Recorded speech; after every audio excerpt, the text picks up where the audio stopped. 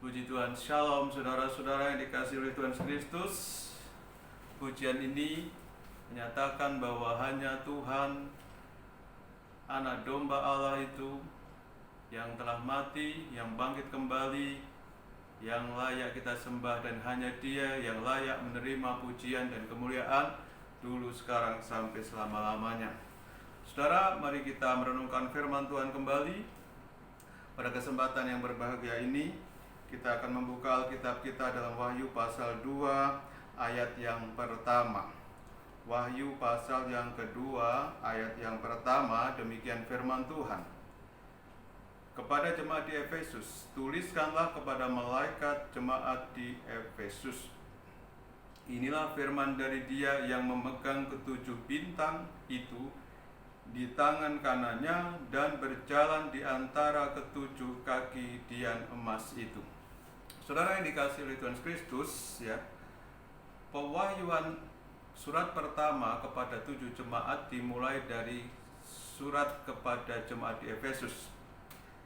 Nah, surat ini dikirimkan melalui Rasul Yohanes di Pulau Patmos. Pengirim surat itu adalah dari firman dari Dia yang memegang ketujuh bintang. Ketujuh bintang melambangkan hamba-hamba Tuhan, gembala-gembala dan anak-anak Tuhan. Digambarkan sebagai bintang-bintangnya Tuhan, ya. Hamba-hamba Tuhan dan orang-orang percaya adalah bagaikan bintang-bintang di tangan Tuhan. Dan Tuhan Yesus berjalan di antara kaki dian. Kaki dian melambangkan jemaat.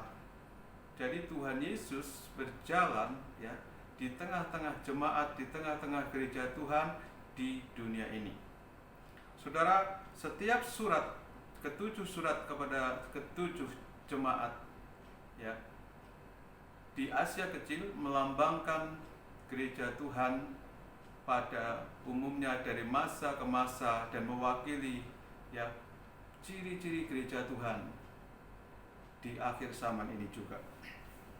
Orang percaya dilahirkan kembali, lahir baru bukan dengan darah dan daging, bukan oleh keinginan seorang manusia, tetapi oleh roh dan firman. Dan itu digambarkan sebagai bintang-bintang Tuhan.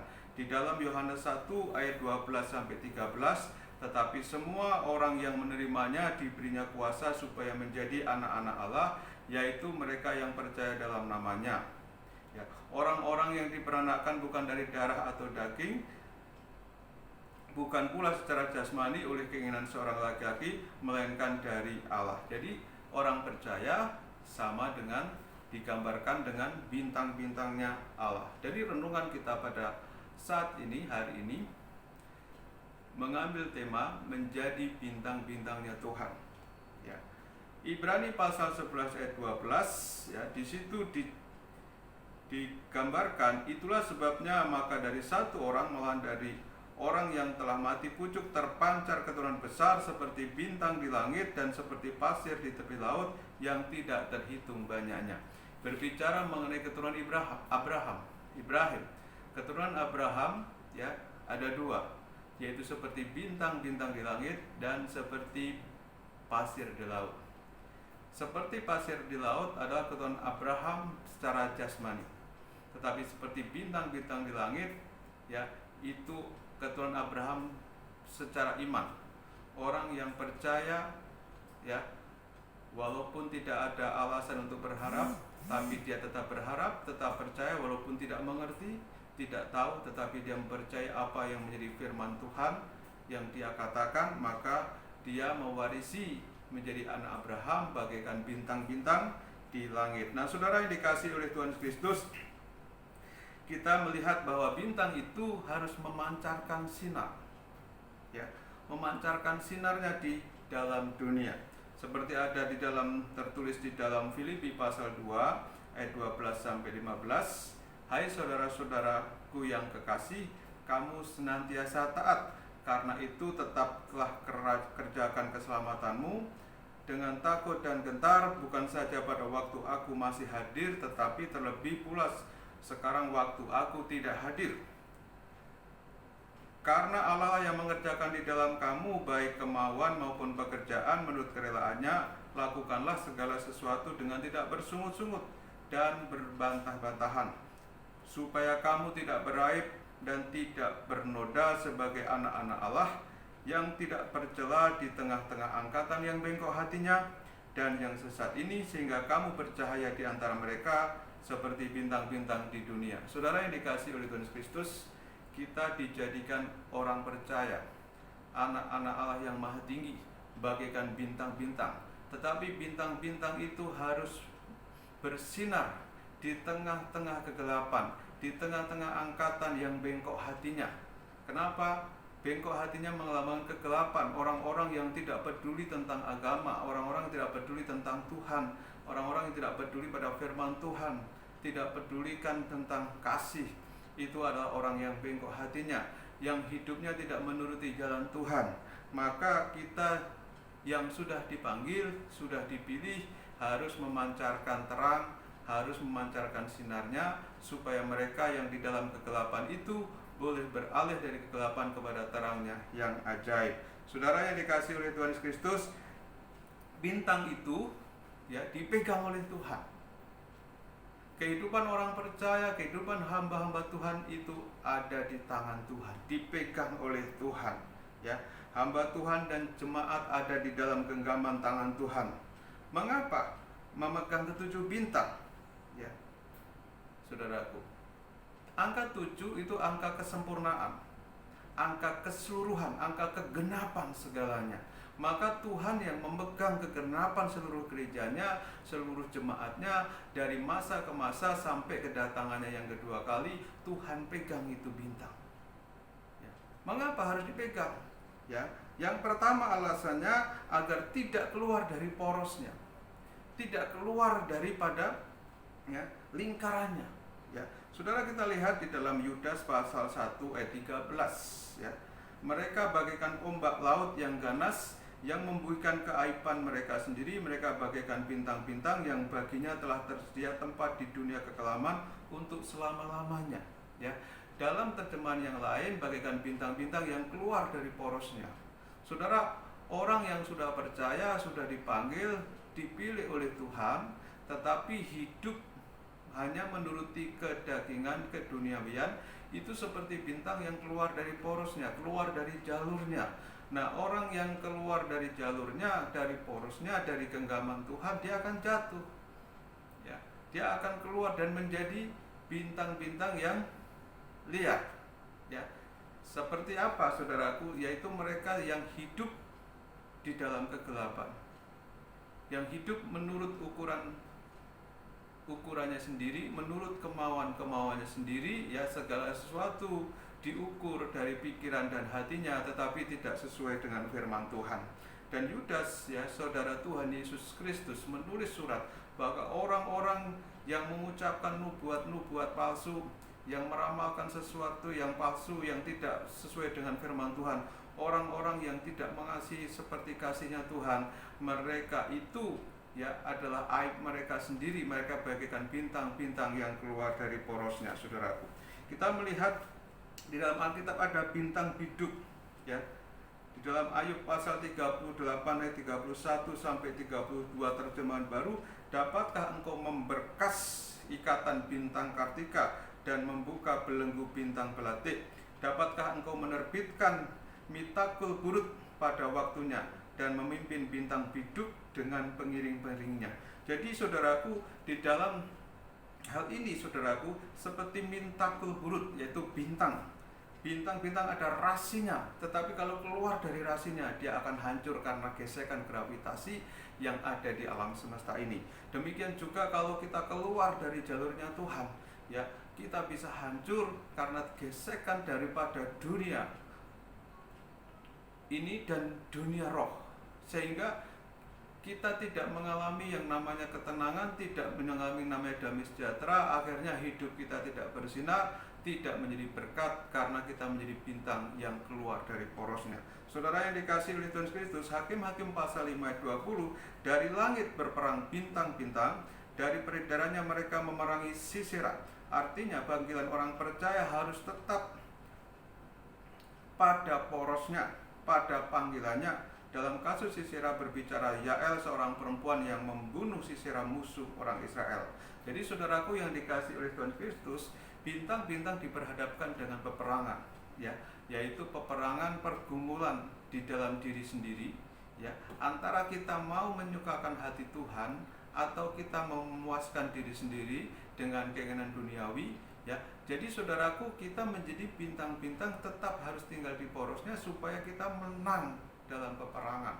Ya, kita dipanggil untuk menjadi terang, kita dipanggil untuk menjadi garamnya Tuhan yang menerangi kegelapan. Tapi kalau kita keluar dari porosnya, dari rasinya, dari ikatan, saudara, tadi ada ikatan bintang kartika, bintang biduk, ya, itu sebagai gambaran bahwa sudah ada ketetapan Tuhan untuk bintang-bintangnya, yaitu menjadi penerang di dalam kegelapan. Saudara yang dikasihi oleh Tuhan Yesus Kristus, kita melihat saudaraku, ya, kita diberi pesan oleh Tuhan supaya kita terus merenungkan firman Tuhan siang dan malam, ya, supaya kita tidak menyimpang ke kiri atau ke kanan. Nah, menyimpang ke kiri atau ke kanan itu sama dengan kita keluar jalurnya Tuhan.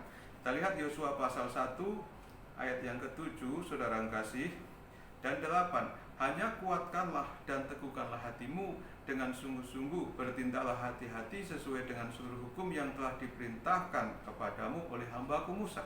Janganlah menyimpang ke kanan atau ke kiri, supaya engkau beruntung kemanapun engkau pergi. Janganlah engkau lupa memperkatakan kitab Taurat ini, tetapi renungkanlah itu siang dan malam, supaya engkau bertindak hati-hati sesuai dengan segala yang tertulis di dalamnya, sebab engkau dengan demikian perjalananmu akan berhasil dan engkau akan beruntung. Ada kata berhasil dan beruntung atau prosper. 2 kali disebut ayat 7 dan ayat 8. Kalau kita menjadi orang percaya yang tidak menyimpang ke kiri atau ke kanan, keluar daripada jalur kebenaran Tuhan, jalur ketetapan Tuhan, maka kita akan berhasil dan kita akan beruntung menjadi bintang-bintang yang bersinar menerangi kegelapan. Itu maksud Tuhan, saudara kasih dalam Tuhan Yesus. Hal yang kedua, ya, mengapa bintang itu harus dipegang oleh Tuhan?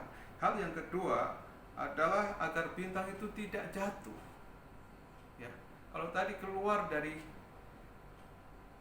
lingkaran, ya, dari porosnya, yang kedua ini tidak jatuh. Ya, karena kalau nggak dipegang, bintang itu akan jatuh. Maka Tuhan pegang. Hidup kita ada dalam genggaman tangan Tuhan supaya kita tidak terjatuh. Ya, bintang bisa jatuh, saudaraku. Ya, kita lihat Yesaya pasal 14 ayat 12 sampai 14 terjemahan baru. Ini mengenai iblis atau malaikat Lucifer, ya. Dalam terjemahan Vulgata disebut Lucifer, saudara kasih. Wah, engkau sudah jatuh dari langit, hai bintang timur, putra fajar, engkau sudah dipecahkan dan jatuh ke bumi.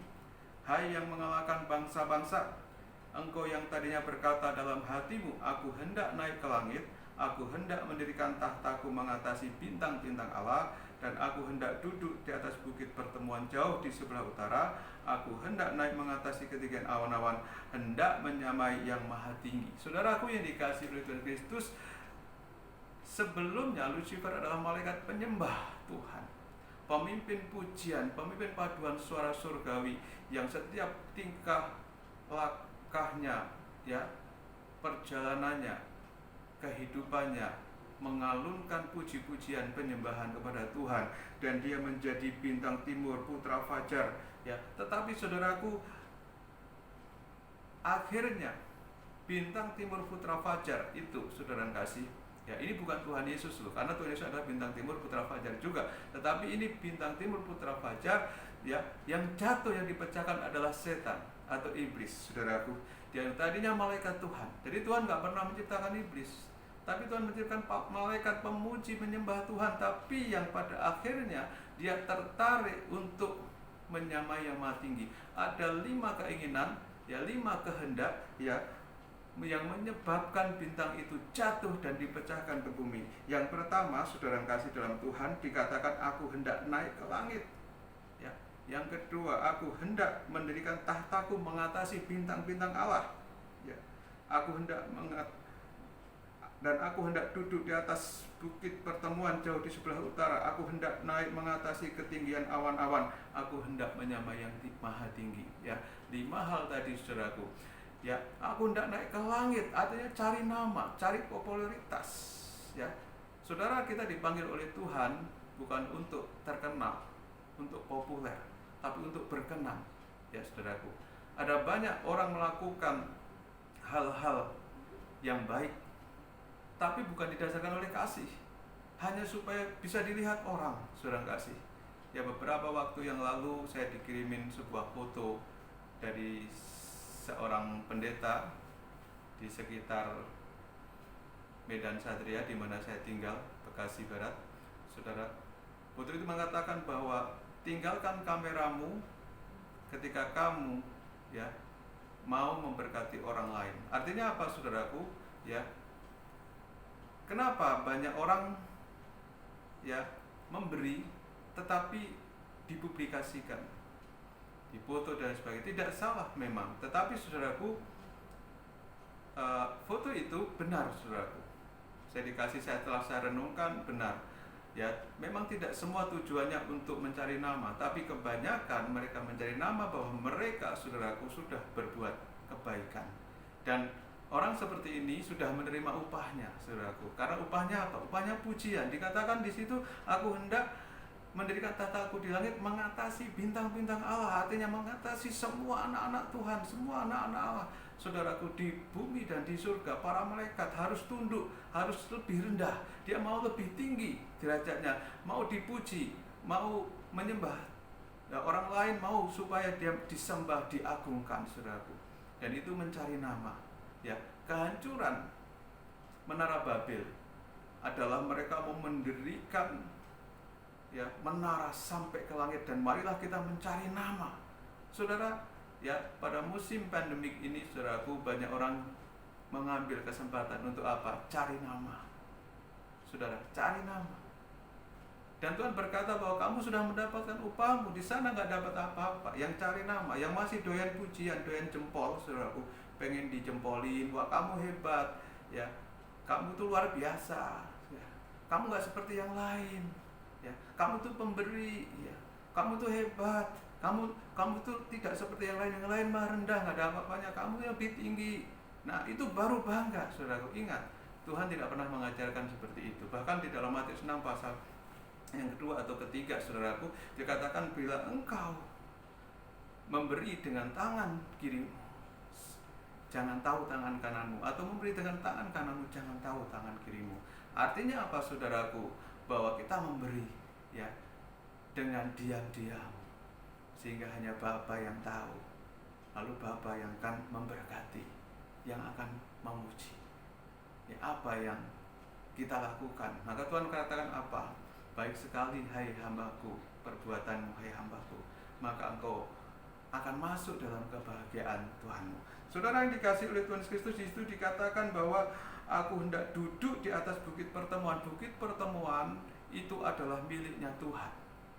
Tuhan yang bersidang di antara para malaikatnya, ya, Tuhan yang menjadi kepala, menjadi penguasa tunggal di atas langit dan bumi, alam semesta ini. Tetapi Dia mau, saudaraku. Bahkan dikatakan aku hendak naik mengatasi ketinggian awan-awan. Awan-awan berbicara kemuliaan.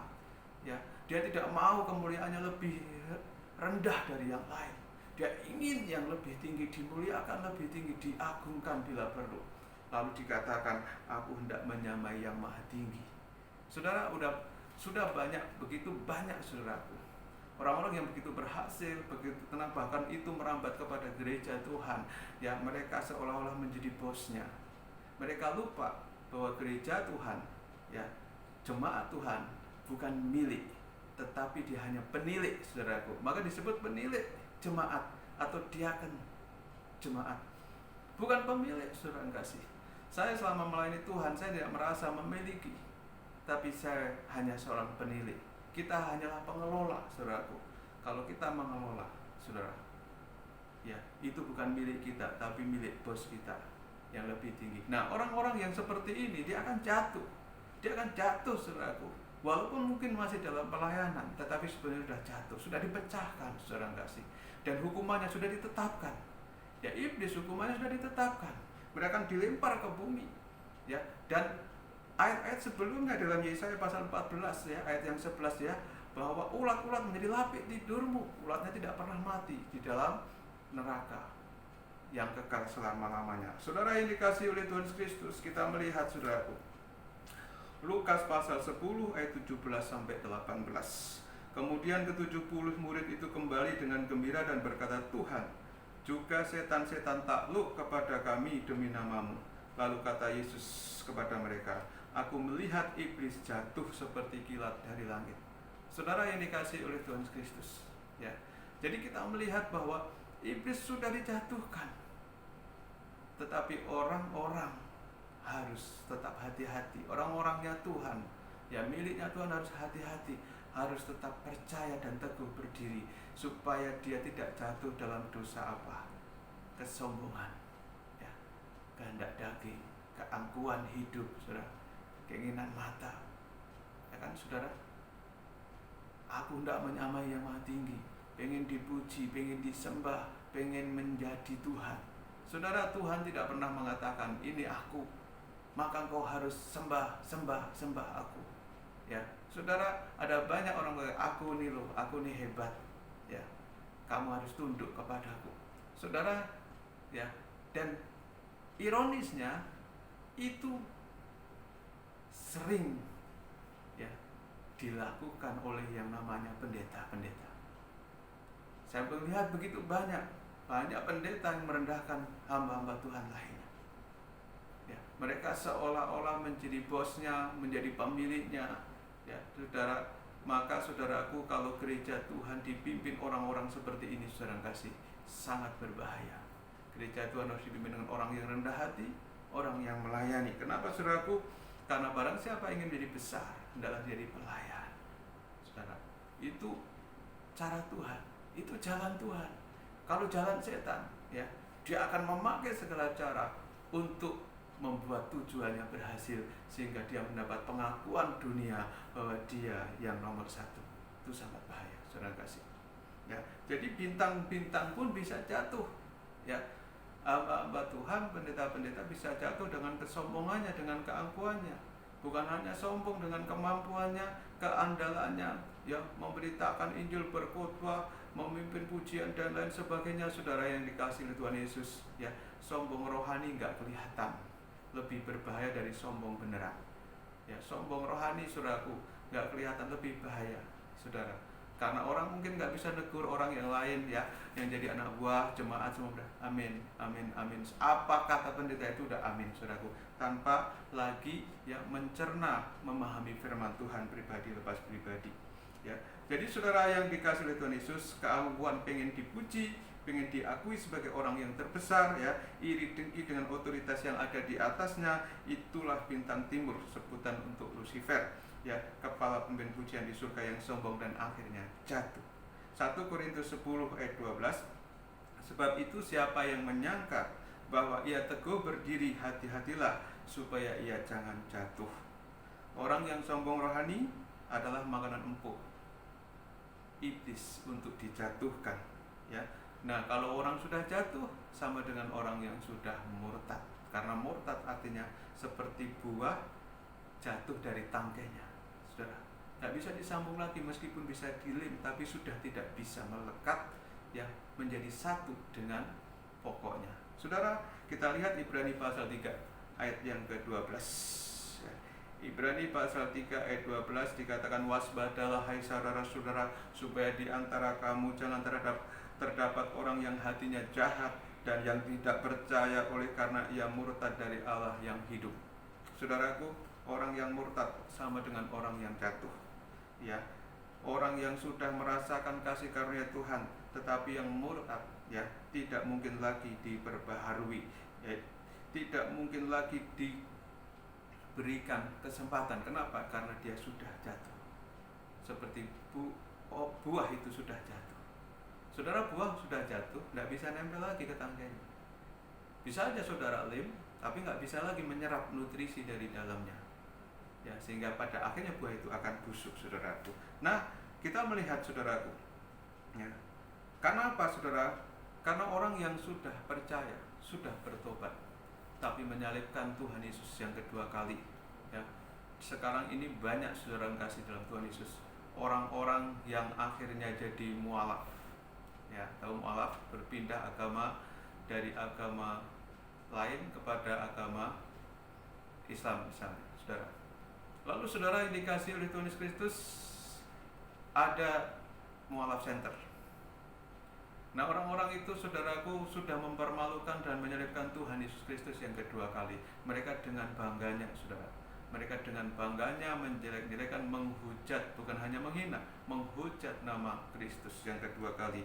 Tidak mungkin diperbarui lagi saudaraku. Nah, kita firman Tuhan mengatakan di dalam lukisan ini ya, kita melihat ada beberapa penyebab ya orang itu murtad saudaraku ya. Yang kita baca tadi di dalam Ibrani pasal 3 ayat 12, hatinya jahat ya. Orang kalau hatinya jahat, walaupun sudah percaya Yesus tapi hatinya jahat, dia bisa murtad saudara kasih. Ibrani pasal 3 ayat 12. Lalu penganiayaan ya. Kalau dianiaya, jadi orang Kristen suka dianiaya, mendapat penghinaan, mendapat perlakuan tidak adil saudara.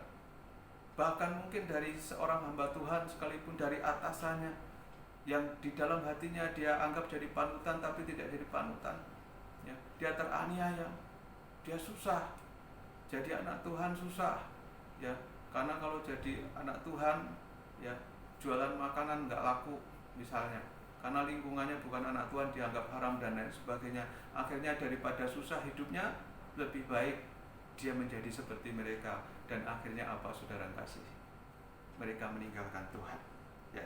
Matius pasal yang ke-24 ayat 9 dikatakan, pada waktu itu kamu akan diserahkan supaya disiksa, dan kamu akan dibunuh dan akan dibenci semua bangsa oleh karena namaku, dan banyak orang akan murtad dan mereka akan saling menyerahkan dan saling membenci. Ingat, kebencian. Orang yang saling benci ya, saling benci, akhirnya ada yang murtad ya. Dan mereka akan saling menyerahkan, saling melaporkan, loh ini nanti di akhir zaman ya, pada masa pemerintahan antikris ya, akan banyak orang yang dianiaya. Nah, sekarang mungkin kita sudah menderita batin ya, perasaan dan lain sebagainya saudara kasih dijauhin, dihina, dipandang sebelah mata, diperlakukan tidak adil. Tapi saudaraku, pada masa-masa nanti, masa kesusahan besar, banyak orang akan dibunuh, dianiaya, ya. Dan kalau mereka tidak kuat, mereka akan murtad. Jadi penganiayaan bisa membuat orang murtad. Hal yang berikutnya, saudara kasih, kita lihat di dalam 2 Timotius 4 ayat 10, yaitu kecintaan terhadap dunia, ya. Orang yang memiliki cinta terhadap dunia, ya, mudah murtad, saudara kasih, ya. 2 Timotius 4 ayat 10 ada contohnya, yaitu Demas. Karena Demas telah mencintai dunia ini dan meninggalkan aku. Ia telah berangkat ke Tesalonika, Kreskes telah pergi ke Galatia, dan Titus ke Dalmatia. Jadi saudaraku, di situ teman-teman Paulus, saudaraku, ada yang namanya Demas. Nah, Demas ini murtad, saudara kasih. Murtadnya kenapa? Dia cinta akan dunia, ya. Cinta harta benda, cinta kepuasan hidup, saudara kasih, cinta tahta, saudaraku. Ya, sehingga pada akhirnya dia tidak cinta Tuhan, dia jauh dari Tuhan, saudaraku. Terus saudaraku, yang berikutnya, yang keempat, kenapa orang bisa murtad? Tidak pernah menjadi milik Tuhan, ya. Di dalam 1 Yohanes pasal 2 ayat 19 dikatakan, memang mereka berasal dari antara kita, tetapi mereka tidak sungguh-sungguh termasuk pada kita. Sebab jika mereka sungguh-sungguh termasuk pada kita, niscaya mereka tetap bersama-sama dengan kita. Tetapi hal itu terjadi supaya menjadi nyata bahwa tidak semua mereka sungguh-sungguh termasuk pada kita. Saudara yang dikasihi oleh Tuhan Kristus, kalau saudara jadi jemaat dalam sebuah gereja, tapi saudara tidak sungguh-sungguh hidup di dalamnya, memperjuangkan kemajuan jemaat itu, tinggal di dalamnya, memikirkan, merasakan, memiliki, saudaraku, saudara tidak sungguh-sungguh, saudara bisa cepat murtad. Karena apa? Kalau kita menjadi jemaat Tuhan, ya, kita harus memiliki rasa memiliki itu ada dalam diri kita, supaya apa? Pada akhirnya, saudara kasih, kita tidak mudah jatuh. Tapi orang yang dikatakan sama-sama orang Kristen ini antikris, saudaraku, itu berasal dari antara orang-orang yang mempercayai Tuhan pada awalnya, tapi tidak sungguh-sungguh mengikatkan diri kepada Tuhan. Nah, saudara, kalau kita menjadi orang Kristen tapi tidak sungguh-sungguh mengikatkan diri, kita bisa murtad, jauh dari Tuhan, jatuh, ya, dari ikatannya Tuhan. Yang kelima, orang bisa murtad, ya, orang-orang kudus tidak akan menjadi benar-benar kudus, saudara kasih. Kita melihat Ibrani pasal 6 ayat 9. Ibrani pasal yang ke-6 ayatnya yang ke-9.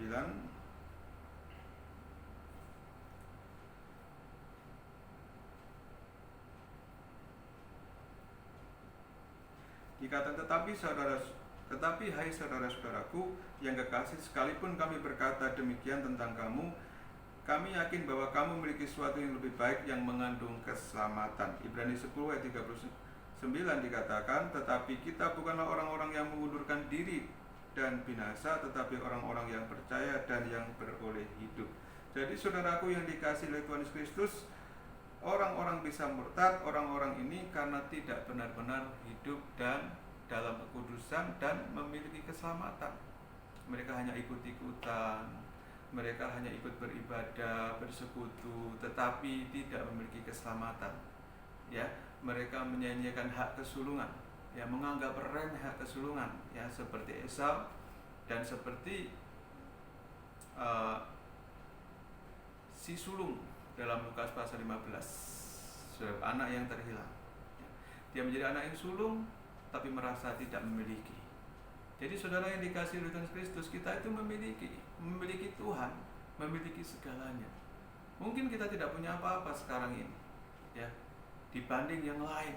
Tetapi ketika kita sadar bahwa Bapa berkata, segala yang aku punya, kamu punya. Saudara yang dikasihi oleh Tuhan Kristus, jadi kita jangan minder, jangan nunduk kepala, kita tegak kepala kita. Kita ini anak-anak raja, anak-anak Tuhan. Kita santai saja di dunia, saudara kasih. Di dunia tidak akan lama, tapi kita memiliki segalanya kalau kita memiliki Tuhan. Jadi saudaraku, kenapa anak Suni iri kepada, ya, anak yang terhilang, si bungsu yang baru saja bertobat, diberikan jamuan oleh Tuhan, dikasih sepatu, dikasih cincin. Kenapa? Karena dia tidak merasa memiliki. Dia protes kepada bapaknya. Dia mengatakan apa? Bapak, aku sudah bekerja melayani Bapak selama ini, tetapi Bapak tidak pernah memberikan satu domba pun untuk aku bisa menjamu dengan teman-temanku. Tapi baru saja anakmu ini yang sudah menghancurkan hatimu, yang sudah menghabiskan harta bendamu, sekarang pulang engkau jamu dengan lembu yang tangguh. Ada iri hati. Orang yang tidak merasa memiliki Tuhan, memiliki segalanya, gampang iri. Padahal dia sudah punya, tapi bisa iri dengan orang yang bahkan di bawahnya. Kenapa, saudaraku? Karena tidak merasa memiliki. Saudara, kalau kita memiliki Tuhan, kita memiliki segalanya, hidup kita jadi tenang, saudara kasih. Karena kita tahu, saudaraku, hidup ini hanya sementara. Tapi kalau kita memiliki Tuhan, kita akan memiliki segalanya bersama-sama dengan Tuhan, memerintah dengan Kristus. Nah, saudara-saudara yang dikasihi oleh Tuhan Kristus, orang yang murtad tidak lagi mungkin dipulihkan. Kenapa, saudaraku? Karena mereka telah menghina Tuhan di depan umum, mempermalukan Tuhan. Di dalam Ibrani pasal yang ke-6, ya, ayat 4-6 dikatakan, sebab mereka yang pernah diterangi hatinya, yang pernah mengecap karunia surgawi, dan yang pernah berbagian dalam Roh Kudus, dipenuhi Roh Kudus, dibaptis Roh Kudus, berdoa dalam Roh, dan yang mengecap firman yang baik dari Allah dan karunia akan dunia yang akan datang. Namun yang murtad lagi tidak mungkin diperbarui. Sekali lagi sedemikian sehingga mereka bertobat, sebab mereka menyalibkan anak Allah bagi diri mereka dan menghinanya di muka umum. Ingat, saudara, karena Yesus, Allah tidak membiarkan dirinya dipermainkan. Ya, orang yang sudah menghina, menyalibkan anak Allah di depan umum kembali, bahkan yang kedua kali, dia tidak mungkin diperbarui lagi. Dia tidak ada jalan untuk kembali, lebih tepatnya, karena sudah terlalu jauh mundur ke belakang, sehingga tidak mungkin mendekat lagi kepada Tuhan. Saudara, Tuhan memegang, ya, ketujuh bintang itu di dalam tangannya supaya tidak jatuh. Saudara, kita bersyukur memiliki Tuhan yang luar biasa. Ya, kegenapan, kesempurnaan gereja Tuhan dipegang oleh Tuhan. Jangan lepaskan, saudara. Ya, pegangan Tuhan itu jangan lepaskan, supaya kita selamat sampai pada akhirnya. Saudara, ya, di tangan Tuhan, Tuhan memegang ketujuh bintang itu di tangan kanannya. Tangan kanan berbicara tentang otoritas, dijaga, dituntun, dipelihara, dilindungi, ya, sampai kesudahan zaman, disertai sampai kesudahan zaman, ya. Yesaya pasal 41 ayat 10, janganlah takut, sebab aku menyertai engkau. Janganlah bimbang, sebab aku ini Allahmu. Aku akan meneguhkan, bahkan akan menolong engkau. Aku akan memegang engkau dengan tangan kananku yang membawa kemenangan. Jadi, saudaraku yang dikasihi oleh Tuhan Yesus, Tuhan memegang ketujuh bintang dengan tangan kanannya supaya kita beroleh apa? Kemenangan. Jangan takut, saudaraku, karena Tuhan menyertai. Ya. Jangan bimbang, karena Tuhan yang menolong. Tuhan pegang dengan tangan kanannya dan beri kemenangan. Saudara, sungguh itu karunia Tuhan yang luar biasa, saudaraku. Yesaya pasal 41 ayat 13, sebab aku ini Tuhan Allahmu memegang tangan kananmu dan berkata kepadamu, janganlah takut, akulah yang menolong engkau. Saudaraku, janganlah takut, Tuhan yang menolong. Ya, engkau direndahkan, engkau usah takut, Tuhan yang menolong, Tuhan yang menyertai. Pada saatnya, ketika sudah genap waktunya, Tuhan akan mengangkat engkau. Mazmur 139 ayat 10, juga di sana tanganmu akan menuntun aku dan tangan kananmu memegang aku. Jelas, saudara kasih, bahwa hidup kita dipegang oleh Tuhan. Maka kita bersyukur jadi bintang-bintangnya Tuhan, dipegang oleh Tuhan dan diberi kemenangan. Maka hal yang perlu kita lakukan, jangan keluar dari Tuhan, dan jangan murtad. Ya, jaga hati kita terus di hadapan Tuhan. Kita harus terus meminta tuntunan dan penyertaan Tuhan, ya, agar Tuhan memegang tangan kita, dan jangan lepaskan diri dari Tuhan, agar perlindungan Tuhan nyata dalam hidup kita. Biarlah firman Tuhan yang singkat ini yang kita renungkan bersama ya boleh menjadi kekuatan dan penghiburan buat kita semua, sahabat-sahabatku, dan semua yang menonton video ini diberkati oleh Tuhan sekarang sampai selama-lamanya. Mari kita berdoa. Bapa, di dalam nama Tuhan Yesus Kristus, kami bersyukur kepadamu Tuhan buat firman-Mu pada hari ini, pada kesempatan ini Tuhan, bahwa kami adalah bintang-bintangnya Allah, bintang-bintangnya Tuhan yang Engkau pegang dengan tangan kanan-Mu sendiri Tuhan, dan yang Engkau berikan kemenangan sampai pada akhirnya. Kami percaya Tuhan Yesus Kristus, Tuhan, bahwa Engkau menuntun menyertai kami. Jangan lepaskan kami Tuhan, dan jangan biarkan kami keluar dari jalur, dari poros kami Tuhan, dan jangan biarkan kami jatuh tergeletak. Kami mohon pimpinan-Mu dan semua yang menonton program ini diberkati oleh Tuhan dalam musim pandemik ini, dalam masa kesulitan, masa kesukaran. Tuhan menyertai saudara-saudara. Di dalam nama Tuhan Yesus, kiranya berkat Tuhan mengalir, damai sejahtera mengalir dalam hidup kita, dan penyertaan Tuhan sampai kesudahan zaman. Tuhan memberkati engkau dan melindungi engkau.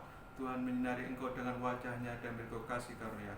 Tuhan menghadapkan wajah-Nya kepadamu dan memberi engkau damai sejahtera. Kasih karunia Tuhan Yesus Kristus menyertai kita semua. Sampai berjumpa kembali dalam program berikutnya. Dalam nama Tuhan Yesus Kristus. Haleluya, haleluya, amin. Kiranya Tuhan Yesus memberkati saudara semua ya. Salam sehat, tetap jaga kesehatan, jaga hati, supaya hidup kita terlindungi di dalam Tuhan Yesus Kristus ya.